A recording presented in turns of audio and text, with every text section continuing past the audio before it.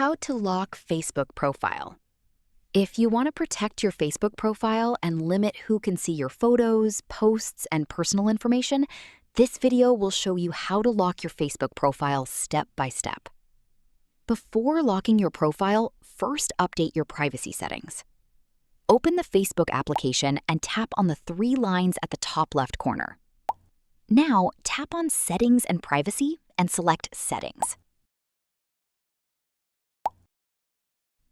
Scroll down to Audience and Visibility, then go to Followers and Public Content, and change the audience settings from Public to Friends, or choose the option according to your preference. After that, go back and select Profile and Tagging. Adjust these settings based on your privacy needs. Now go back to the Settings page and select Profile Locking. Now lock your profile. If you find this video informative, click on like, share, and subscribe for more videos.